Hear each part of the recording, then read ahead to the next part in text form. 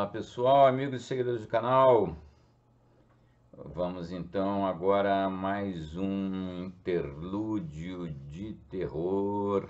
Hoje então, dia 22 de março, quarta-feira. Hoje nós vamos voltar ao horror nacional. E vou narrar um conto que eu li quando era criança. Fiquei bastante impressionado. Não é bem um conto para criança, como vocês vão ver, mas eu li, né? Ninguém me impediu. E eu fiquei bastante impressionado. É de um autor brasileiro, carioca, chamado Gastão Cruz. O Gastão Cruz, ele é um escritor profissional, né? Ele é médico também e tal, mas ele não é aquele cara que de vez em quando dava uma escrevida. Ele é um escritor profissional, nascido no Rio em 1888 e falecido em 1959. Ele é filho de um cientista, pode-se dizer, belga, né? O Louis Cruz. Ele era belga, casou-se com uma brasileira e ele viveu aqui, fez a carreira dele aqui, o pai dele, né, o Luiz. E ele acabou que o Gastão acabou nascendo, inclusive, lá no Observatório Nacional no Rio. É um dos... Fica num alto de um morro, assim, Morro do Castelo. E lá é dos resquícios da fundação da cidade do Rio, né? Bom, mas tudo bem. O pai dele, ele é famoso, mas eu não sei quem é mais famoso, se é o pai ou o filho. O pai, o Luiz, ele foi o líder da famosa Missão Cruz. Famosa, assim, no Brasil é sempre... É, sempre tem um reparozinho. Essa Missão Cruz foi uma expedição que foi...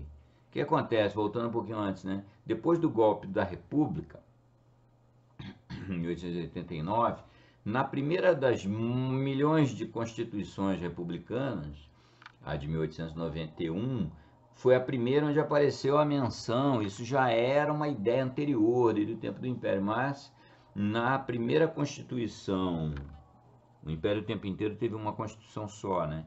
Mas a República teve tem diversas até hoje, né? E já tem quem queira que faça uma nova. Mas a primeira foi em 1891 e nela é a primeira vez que aparece escrito uma ideia de levar a capital do Brasil para o interior.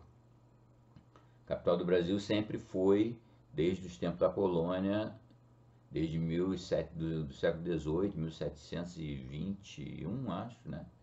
Que é a capital no Rio de Janeiro.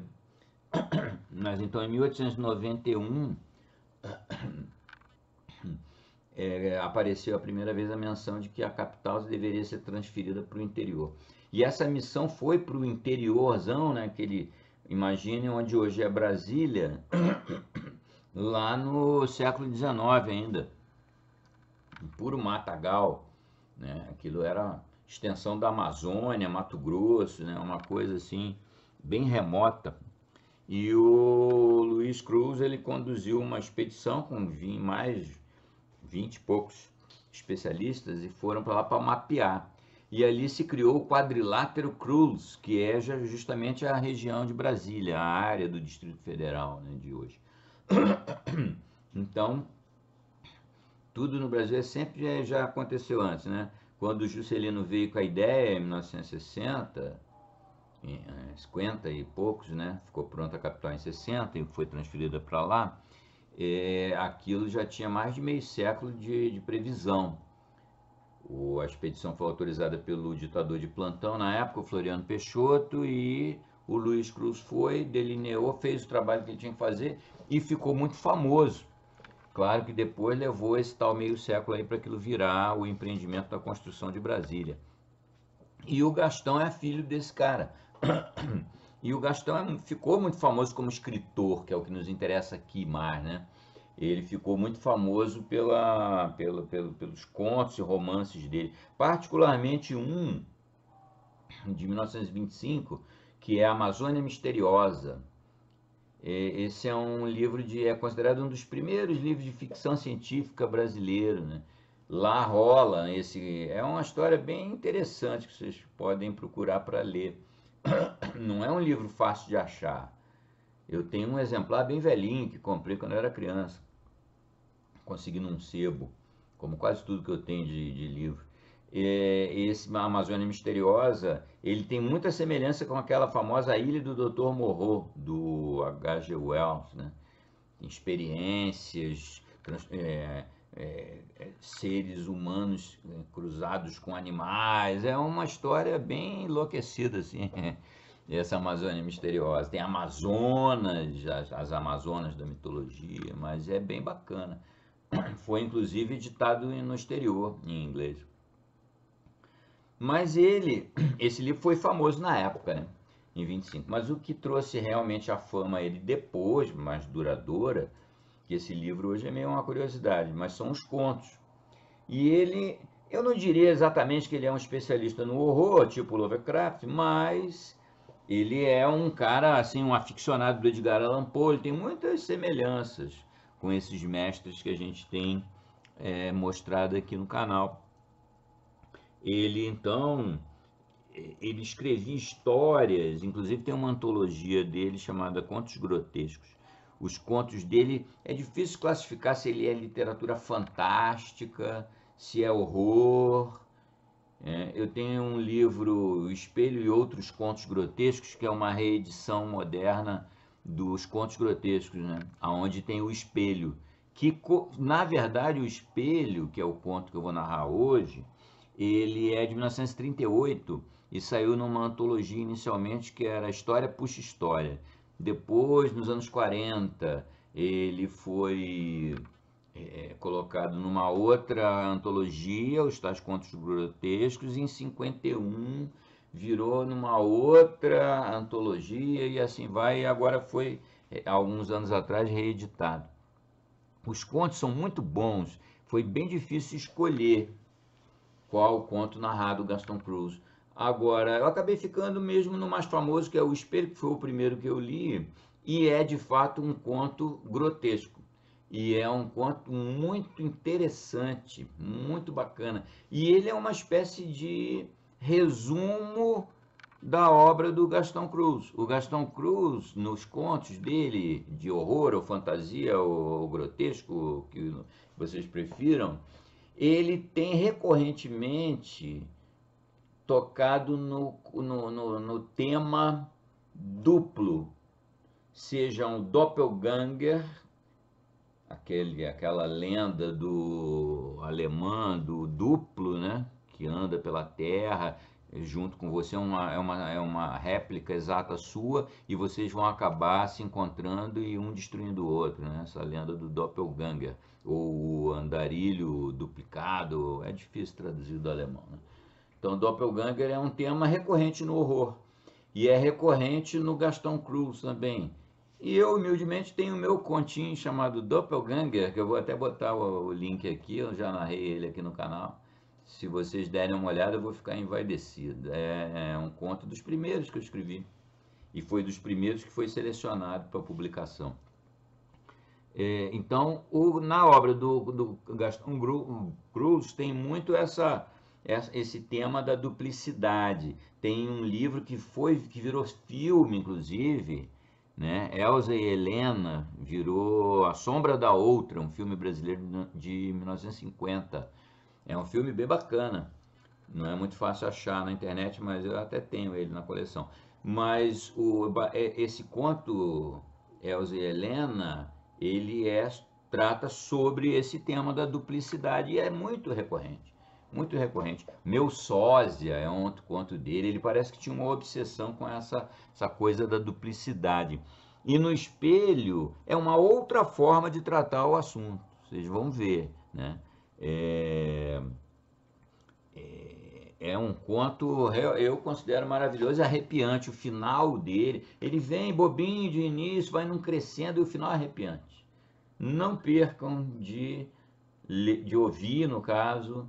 E se gostarem, é bom pegar aqui esse é o livro mais recente, O Espelho, e outras histórias grotescas, né, do Gaston Cruz. Tem vários contos deles e todos são, né, são tão bons quanto o Espelho.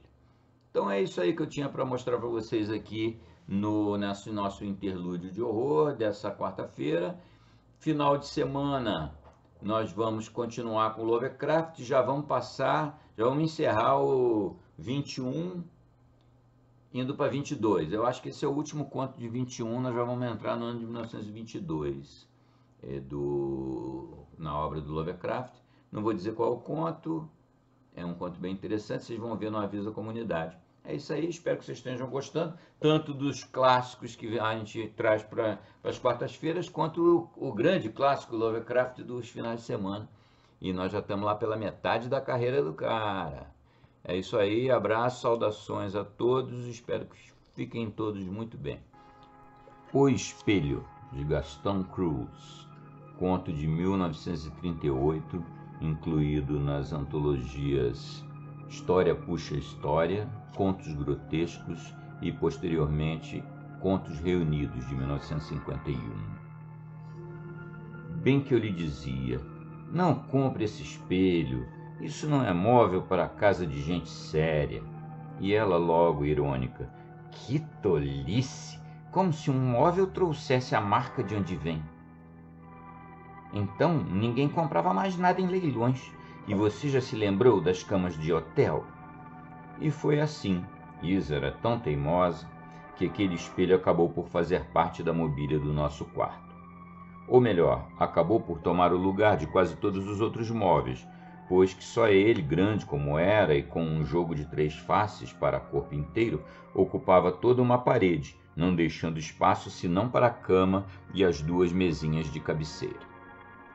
Posta de lado a prevenção com que a recebi, a peça era sem dúvida magnífica. Uma verdadeira obra de arte, como talvez não existissem 2 iguais pelo mundo afora. Seu estilo, não sei. Não sou forte em história das artes. E talvez não tivesse mesmo estilo algum. Seria antes a concepção de qualquer artista original e desejoso de corresponder aos caprichos de quem o encomendara. Sim, porque o mais razoável era que aquele espelho de tão grandes proporções e acabamento tão rico tivesse sido feito de encomenda. Com as 3 folhas enquadradas em bronze, eram ainda de bronze as figurinhas de sátiros e ninfas, que, destacando-se entre festonadas de verdura, formavam a ornamentação do soco, onde, sob um tampo de ônix verde, havia 3 gavetinhas de segredo. Fora justamente com as tais figurinhas de sátiros e ninfas que eu implicara desde o início. É que, embora admiravelmente trabalhadas, ou por isso mesmo, algumas delas impavam de luxúria, desbragavam-se em posturas lascivas. Não, aquilo não era móvel para a casa de gente honesta. Isa tinha a mania dos leilões. Outros perdem-se pelo pano verde ou fazendo apostas junto às pistas de corrida. Para ela não havia nada que se lhe comparasse ao prazer de concorrer com outros em lances bem disputados, até que o martelo do pregoeiro batesse a seu favor.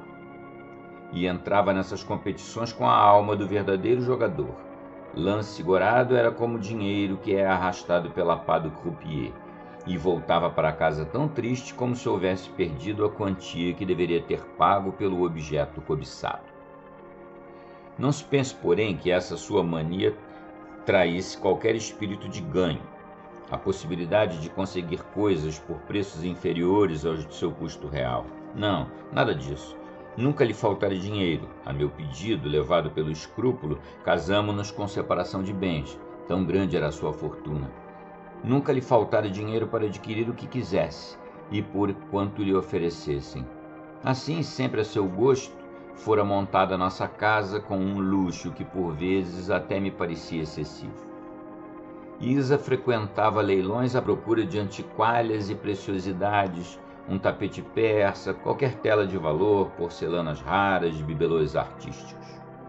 Faltando-me tempo para acompanhá-la nessa constante caça ao que era vendido aqui e ali, nos palacetes mais nobres da cidade, fazia-me às vezes junto dela uma de suas tias, solteirona, javelhusca e muito curiosa, que achava um prazer todo especial nessa devassa tardia à intimidade dos lares. Apenas na visita prévia à residência em que acabou por adquirir o mal-sinado espelho, eu fiz questão de estar ao seu lado. É que aquele leilão, anunciado com alarde e dos mais retumbantes que já se fizera no Rio, tinha qualquer coisa de escandaloso. Tudo o que ali ia se vender pertencia a uma das mulheres que, pela beleza e estroinice, fora das mais famosas mundanas de seu tempo. Dançarina de café-concerto, concubina de políticos e argentários, por ela ardera 30 anos antes a fina flor da nossa mocidade. Morena, de grandes olhos pretos e rasgados, dizia-se turca, no mais certo é que fosse argeliana, e, como turca, exibia-se no palco, quase nua, o corpo admirável flamejando sob véus transparentes a desengonçar-se numa dança do ventre.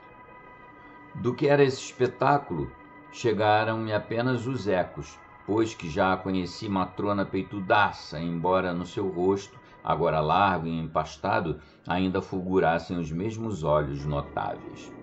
Não lhe declinarei o nome já se vê com o que aparecia nos cartazes. Mas sempre a acompanhou e era sussurrado entre dentes, mesmo depois que, já bastante madura, se casou com certo industrial italiano e, como a senhora X, passou a ser conhecida na nossa sociedade. Agora, tendo-lhe morrido o marido, tornava ela ao estrangeiro, talvez para recomeçar com mais desembaraço a vida de amores migratórios. Aliás, nunca de todo abandonada, pois que, segundo corria, além de outros, até o chofer, um latagão de músculos rijos, lhe frequentava a alcova conjugal. Era de ver-se o que de rico e precioso enchia sua casa na Avenida Atlântica, onde, por 5 dias consecutivos, um leiloeiro esganiçou-se, passando de sala em sala para apregoar móveis de estilo, tapeçarias raras, objetos de arte, prataria velha e não sei o que mais. E no meio de tudo isso, o tal espelho, o fatídico espelho por que Isa se encantara e que lá também ficava no quarto de dormir, bem defronte à cama. Apenas ali, naquele ambiente cálido e voluptuoso, o ninho de uma verdadeira cortesã, cercado de coxins macios, telas ousadas e uma ou outra estatueta de nu esplendoroso, a sua presença não chocava. Bem outro, porém, havia de ser o aspecto daquela peça aparatosa e impudica quando figurasse lá em casa, a contrastar com a linha de serenidade e apurado bom gosto de um interior familiar. E foi por isso que tanto discuti com minha mulher para que desistisse de semelhante aquisição. Aquilo não era móvel para a casa de gente séria. Não faltariam oportunidades em que mais razoavelmente pudessem empregar o seu dinheiro. E sugeri-lhe naquele mesmo leilão a compra de muitas outras coisas, como certo consolo imperial, com aplicações de bronze, ou um serviço para chá de porcelana azul de Delft. Mas qual? Ela se obstinava na ideia. Ficara louca por aquele jogo de espelhos que lhe faria ao mesmo tempo 3 imagens em tamanho natural. E voltava ao seu refrão. Você já se lembrou das cenas que se passam nas camas de hotel? E, no entanto, nós todos dormimos nelas. Contudo, não permiti que ela mesma fosse disputar o móvel a outros concorrentes, talvez em lances vexatórios, ombro a ombro com antigas companheiras da dançarina. Igualmente não me abalancei a tanto, e preferi confiar a terceiro a incumbência de ir arrematá-lo, fosse por que preço fosse. E certa manhã lá me entrou pela casa dentro a peça suspeita. Via já no lugar, à noitinha, quando cheguei, e, embora continuasse com meu ponto de vista, não pude deixar de ficar contente, vendo a alegria com que Isa me foi mostrá-la. Então, seu teimoso, não era eu que tinha razão?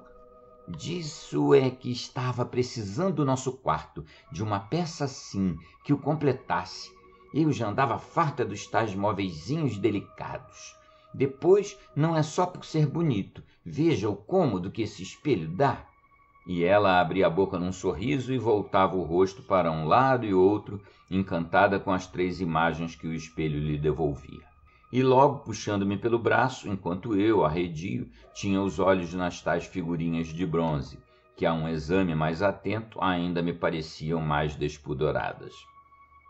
Venha ver se você também. Aqui o que não falta é espaço. Vi-me junto dela, que me tomava pela cintura, e os nossos lábios se procuraram para um longo beijo.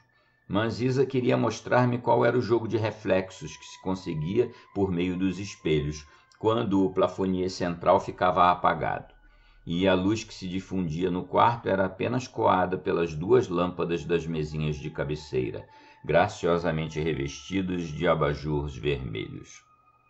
Não parece uma cena de cinema? O efeito era deveras surpreendente. Criava-se uma atmosfera de sonho e fantasmagoria. Víamos-nos com os rostos muito pálidos, quase com um livor de morte, e onde os traços mais marcantes, contrastando com manchas de sombras, se recortavam em linhas nítidas. Apenas naquelas máscaras hirtas, naquelas faces descaveiradas, dentro das órbitas fundas, os olhos chamejavam com fulgor estranho. Pinta de insanidade? Esto de luxúria? E outra vez os nossos lábios se procuraram, ardendo de febre, mordiscados de desejos. Diga-se, antes de mais nada, que Isa sempre tivera um temperamento muito calmo. Se assim me faço compreender, dava-me em carinhos, em ternura d'alma, em atenções delicadas, o que nunca me soubera dar pela exaltação dos sentidos. Era mesmo talvez essa a única falha para que a minha felicidade fosse completa. Mas se assim a fizera a natureza, e quem sabe lá se esse seu modo de ser não me trazia certas compensações, certa tranquilidade de espírito que de outro modo não alcançaria? Pelo menos nunca me sentiria pungido pelas farpas do ciúme. Sabia indiferente aos outros homens, do mesmo modo que ela não me apoquentava em relação às outras mulheres. Por isso tudo, não me foi difícil observar as transformações que nela se operaram depois que aquele espelho entrou em nossa casa. Não pensem que ensandeci. Hoje estou convencido que aquele móvel ressumava sensualidade, vaporava concupiscência, um hálito quente de excitação erótica que nos urtigava o corpo de tentações diabólicas e enchia o cérebro de visões incandescentes. Dir-se-ia que daquelas folhas de vidro estanhado se projetavam sobre a nossa cama todas as cenas de abominação e luxúria, todos os vícios e torpitudes que nelas se haviam fixado durante o tempo em que tinham estado a serviço da cortesã.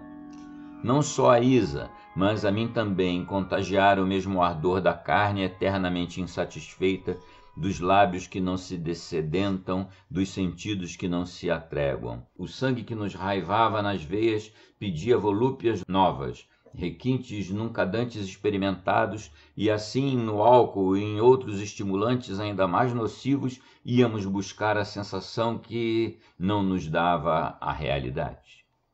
Sem dúvida, exultei quando Isa, pela primeira vez, de lábios frios e peito arfante, enlangueceu entre os meus braços, num longo espasmo quase convulsivo, até que, enfim, tínhamos ajustado as nossas sensibilidades. Vibrávamos em uníssono, mas cedo também me dei conta que aquele despertar dos sentidos surgira nela uma verdadeira bacante, abrasada de desejos, ávida de prazeres e perfeitamente iniciada em todos os segredos da volúpia. E era isso que eu não explicava, a não ser por influência do espelho, o maldito espelho que viera conspurcar o nosso quarto. Assim quis tirá-lo dali, afastá-lo de nossa vista, dos quadros de ignomínia que as suas folhas recolhiam, abertas como ficavam bem defronte de nossa cama. Mas Isa reagiu. Nunca! Só se eu estivesse doido. Aquele espelho era o seu talismã. Fora ele que lhe dera a felicidade, que lhe trouxera a alegria de viver. A alegria de viver. Pudesse ela adivinhar, ou melhor, pudéssemos nós adivinhar o abismo em que nos infernaríamos dali por diante, escravizados ao aço daquele espelho que entrara lá em casa para urdir a nossa desgraça. Mas eu nem de leve podia suspeitar do que só vinha descobrir muito mais tarde, e quando tudo já era irremediável. Aí sim foi que pude compreender a veemência com que ela defendia a presença do móvel, com que ela, recebendo-me entre os braços, tinha quase sempre os olhos cravados nele. Mas que eu me confesse também, se foi por causa dele que a cisânia irrompeu entre nós, Se foi por causa dele que me vi dominado por um ciúme angustioso, era também diante dele que eu encontrava instantes de inteiro abandono, momentos da mais completa felicidade, e que tudo me faziam esquecer. Não suponham que me contradigo quando falo agora em ciúme, e anteriormente já dissera que esse sentimento nunca me torturou.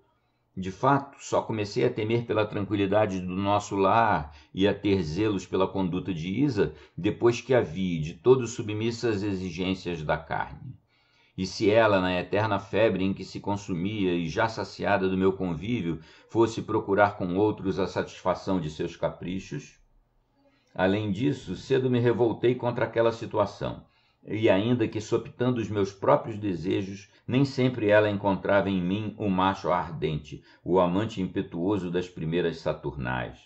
Daí pequenas rusgas, dias de ressentimento mútuo, até as grandes discussões que, girando em torno do amaldiçoado espelho e durante as quais não raro ouvi as mais graves ameaças, foram o ponto de partida das minhas primeiras dúvidas, dos meus primeiros temores acerca de seu procedimento. Agora, porém, tenho a quase certeza de que ela nunca pensou em me enganar. E para que, se através do espelho a minha pessoa lhe dava a presença de outros homens, cada qual mais diferente, cada qual mais apto a lhe satisfazer os apetites? Assim, conforme só tardiamente pude certificar-me, a minha figura, projetada sobre o cristal polido e agindo à maneira de um revelador, trazia-lhe à superfície qualquer das muitas imagens que indelevelmente se haviam fixado nas suas folhas. E de tal modo que elas tomavam o meu lugar, davam-me outro aspecto físico, faziam de mim um indivíduo totalmente diferente do que sou, embora sempre me respeitassem os gestos e as atitudes. E que diversidade de tipos não estariam ao alcance de Isa, se nos lembrarmos dos muitos homens que teriam impressionado aquele espelho durante os longos anos em que escancarara as suas folhas diante da cama da cortesã? É preciso dizer que aquelas outras representações da minha pessoa, aquelas outras entidades que se vinham substituir ao meu retrato, só apareciam quando eu estava desatento, quando não tinha os olhos fixados no espelho, pondo reparo na imagem que nele se refletia. Aliás, só assim se explica por que, por tanto tempo, pude ser ludibriado, prestando-me a um mero papel de fantoche durante as envolvências amorosas de Isa. Mas agora faz-se-me a luz sobre muitos pontos. Assim, o cuidado que ela sempre manifestou para que eu não tivesse vista fácil sobre o espelho, e também para que o quarto ficasse sempre vagamente iluminado pelas tais lâmpadas veladas por abajures, hoje verdes, amanhã azuis, depois vermelhos, conforme os caprichos da sua fantasia. Mas, mais do que isso, não me passou despercebida a noite em que, sem poder explicar as estranhezas daquele gesto, vi o meu rosto afagado como se o adornassem farto bigode e a barba intonsa. E a vez então em que ela, provavelmente num instante de descuido, aludiu a certa tatuagem que não existia em meu corpo, convirá que me detenha sobre esta cena. Estávamos, como sempre, na cama. Isa, debruçada sobre mim, ora olhava para o espelho, ora para meu braço direito. De repente perguntou-me: "E essas iniciais que estão por cima da caravela?" E com o indicador fixado sobre determinado ponto: "Estas que estão dentro do coração, desenhado em vermelho?" Cheguei a pensar numa alucinação e interpelei-a angustiado: "O que você está vendo?" Isa pareceu perturbada, mas corrigiu-se logo. "Estava brincando. Quis lhe pregar um susto, fingindo que via uma porção de tatuagens em seu corpo." E cobriu-me a face de beijos. Mas como é que eu poderia prever que talvez naquela ocasião ela estivesse desfrutando as carícias de qualquer marujo ou mesmo egresso do presídio, desses que trazem sobre a pele as recordações de uma vida erradia ou delituosa? Ainda assim, tive indícios mais flagrantes e que me deveriam ter levado à desconfiança das traições de que era vítima. Já acontecera que, estando no quarto e ao passar descuidado por diante do espelho, tivesse a impressão que outra figura, que não a minha, se refletia no seu vidro. Isso, porém, era sempre uma impressão fugaz e que cedo se dissipava. Tão depressa os meus olhos buscavam fixar a imagem de aspecto diferente, mas que me mimava fielmente os movimentos. Contudo, ao voltar-me rápido para o espelho uma ou outra vez, pareceu-me surpreender o fim de quase instantânea operação com que uma figura se substituía à outra. Difícil me será explicá-la. Digo somente que o que vi ou pensei ver me trouxe a lembrança daquelas marmotas de vidros multicores tão queridas de nossa infância e nas quais há um simples piparote sobre o canudo mágico, desenhos dos mais caprichosos e variados se armam e desarmam em seu interior. Note-se que por essas ocasiões eu não estava, como às vezes à noite, sob a ação do álcool ou de outro excitante, quando inúmeras vezes julguei vislumbrar o mesmo fenômeno relativo à minha projeção no espelho. Mas, a despeito disso, não dei importância à coisa. Seria uma ilusão dos meus sentidos. Tanto assim que mal me punha frente a frente do espelho e lá surgia a minha réplica, bem nítida, bem igualzinha ao modelo que eu lhe dava. Uma noite, porém, a noite da minha desgraça, caiu-me a venda dos olhos. O espelho foi pilhado em flagrante e não pôde mais negaciar comigo. Vi então todo o ludibrio de que vinha sendo vítima. Como Isa me enganara durante aquele tempo todo.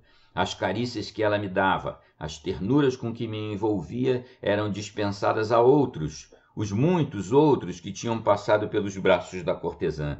Não era eu que lhe cevava a febre dos sentidos, o apetite da carne, os rescaldos da luxúria, mas a súcia dos machos dissolutos que rebolcavam na minha cama como se estivessem num quarto de bordel. Mas um dia eu peguei na sua hediondez de figura hirsuta e agigantada, de formas compactas e músculos retesos. E sabem como foi? O diabo as arma.